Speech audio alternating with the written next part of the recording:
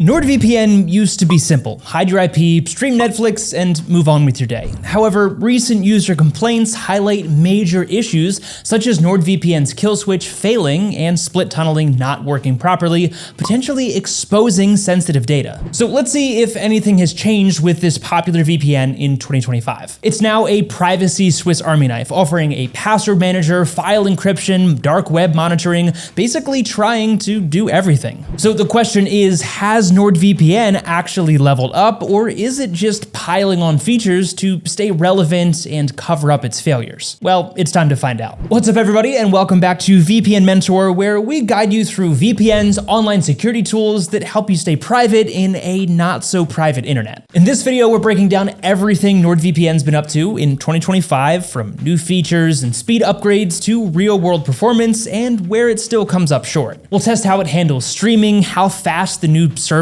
really are, what kind of security tools you're getting, and whether the whole privacy ecosystem thing is actually useful or just a marketing gimmick. By the end, you'll know whether NordVPN is still one of the best or if it's time to look elsewhere. So what about those challenges? Now, NordVPN has always had a reputation, but in the real world, it hasn't been flawless. BBC iPlayer and Amazon Prime Video were notorious for randomly blocking servers even when Netflix worked just fine. Mac users didn't get split tunneling, which, let's be honest, felt like a weird limitation for a top-tier VPN. And while NordLynx brought solid speeds, long-distance servers still struggled with 4K streaming and gaming performance. So going into this update, the big question was, did Nord finally fix these annoyances, or are they still hanging around in version 2025? Well, we ran our own tests naturally, and yeah, there's progress, but there is still some trouble in paradise. Let's kick this off with streaming, because if a VPN can't get past geo-blocks, then it's just a fancy firewall. In 2025, NordVPN handles streaming like it's been doing reps. It unblocked every major platform that we threw at it, including Netflix, Disney+, Hulu, Prime Video, Max, and even BBC iPlayer. And that last one is known for being a little bit tricky. And yeah, iPlayer used to be hit or miss, but this time, first try, it worked just fine. No server roulette,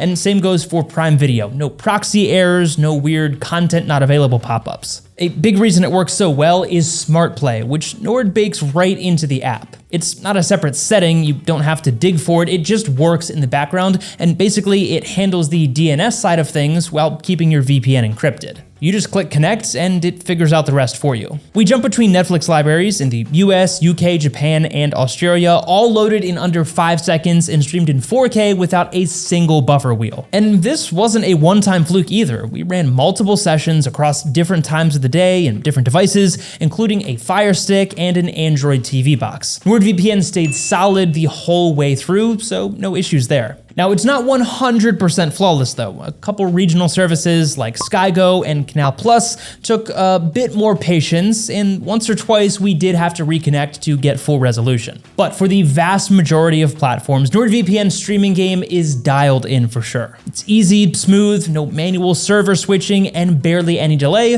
which is really all you could ask for. And by the way, if you are mostly here to watch Netflix from other countries, then we've got a full step-by-step video on how to change your Netflix region and unlock US shows from anywhere. Okay, so streaming is great, but what about raw speed? Well, NordVPN runs on its NordLynx protocol, which is based on WireGuard, super lightweight, secure, and fast. And yeah, we've heard that before, but in actual tests, it held up surprisingly well. Local servers, basically no slowdown at all. We ran multiple speed tests across the US and UK, and most of them were within 10 to 15% of our base speeds, even during peak hours. That's barely a noticeable slowdown for browsing, video calls, and downloading files. Now, long-distance servers like connecting from New York to Tokyo were a bit more variable. You're definitely going to feel some latency if you're gaming or trying to stream 4K from halfway across the globe, but that is to be expected with most VPNs. But even then, downloads stayed stable and we didn't get any full drops or major spikes. One thing that helps is Nord's 10 gigabit per second server updates. More bandwidth equals less congestion,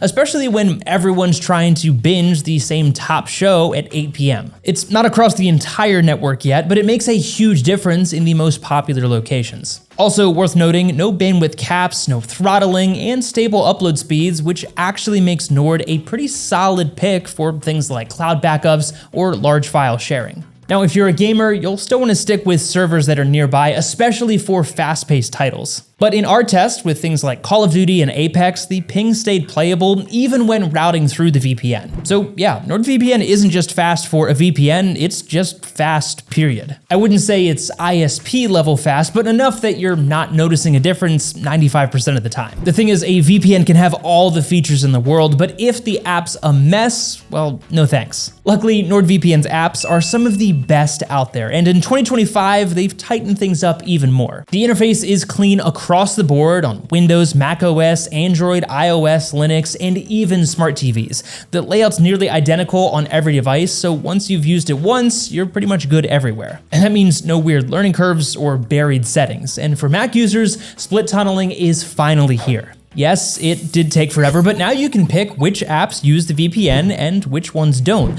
like watching local content while keeping your torrent client encrypted. This new feature works on macOS Big Sur and above, and it's honestly pretty smooth. Also cool, you can connect up to 10 devices at the same time, and that's gonna cover your phone, laptop, tablet, smart TV, and probably your roommate stuff as well. Got a device that doesn't support VPNs directly, like maybe a PlayStation or Apple TV? Well, no problem there either, because you can set up NordVPN on your router and boom, everything on your network gets protected. It's a one and done setup, and Nord has a solid tutorial if you've never done this before, and I promise it's really not that difficult to set up. Bonus points as well for the browser extension on Chrome and Firefox, because they're pretty lightweight, super fast, and perfect if you just want to protect your browsing without turning on the full VPN app. All right, now comes privacy and security, and here NordVPN's not messing around. You get AES 256-bit encryption, the same standard used by governments and banks all over the world, so your data's locked down tight. On top of that, there's a kill switch that will instantly cut your connection if the VPN drops, so your real IP doesn't sneak out behind your back. But let's go a little bit deeper. NordVPN runs entirely on RAM-only servers, which means nothing gets stored long-term.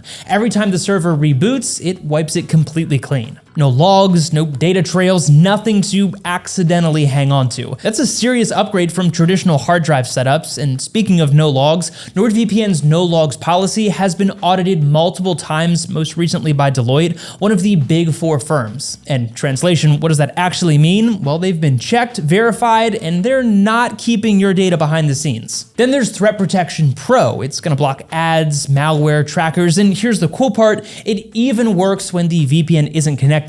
You're still protected even when casually browsing on your normal connection. No browser extension required, it's just built into the app, which I'm a huge fan of. Nord also includes dark web monitoring, which sounds really dramatic, but it actually is pretty useful. It's simply gonna check if your email or credentials show up in any known leaks, and it lets you know if something sketchy about you is floating around online. And if you wanna get fancy, there's double VPN and onion over VPN, which basically route your connection through multiple layers of encryption. It's definitely overkill for casual browsing, but great if you're dealing with really sensitive stuff or just want to disappear online for a bit. The bottom line, NordVPN still does privacy better than most. And the stuff they've added in 2025 actually improves your security without turning the app into a tech puzzle. But quick heads up, not all of these features come with the base subscription, so do keep that in mind. The basic plan is gonna give you the VPN, fast, secure with all of those core features, but no threat protection. The Plus plan adds that Threat Protection Pro and NordPass, which is Nord's password manager, which stores and will autofill your logins across multiple devices. And then the Ultimate plan includes all of that, plus Nord Locker, a secure file storage tool, and even cyber insurance for certain types of online fraud or identity theft. So yeah, same app, but what you get depends on the plan that you subscribe to. So obviously, make sure you pick the right one for your setup. All right, NordVPN does a lot right. I think that's obvious by now, but let's not pretend that it's completely flawless. First off, long distance speeds are still hit or miss depending on the server. If you're connecting halfway across the world, you should expect a drop. It's definitely better than it used to be, but 4K streaming or gaming through far off servers, yeah, still not ideal. The desktop app can feel a little bit heavy at times, and it is clean, but some users might find it slower to launch compared to lighter VPNs, especially on older machines. And while Threat Protection Pro is awesome, it's still a little buggy on macOS in our experience. We ran into a few sites that just wouldn't load unless we turned it off, and that's not a deal breaker, but something to watch out for. Also, those renewal prices are a little bit sneaky. The first term is affordable, but after that, the price can jump up significantly, so read the fine print before you commit to that 2-year plan. Lastly, MeshNet is powerful, but still a bit too niche for more casual users. Sure, it's cool that you can link devices over encrypted tunnels, but most people just won't touch it. Simply put, NordVPN is solid, but not magic. It gets the big stuff right, but there's still room to clean up around the edges. So the big question is NordVPN still worth it in 2025? Well, the simple answer is yeah, for most people, it is absolutely worth it. Overall, it really nails the core stuff. Great speeds, strong privacy, reliable streaming, and it works across pretty much every device you can throw at it. The new features like Threat Protection Pro and dark web monitoring actually add a lot of value instead of just padding the features list. And sure, it's not perfect. Those long distance speeds could still be a little bit better, and the price hike after the first term is a little annoying in my opinion.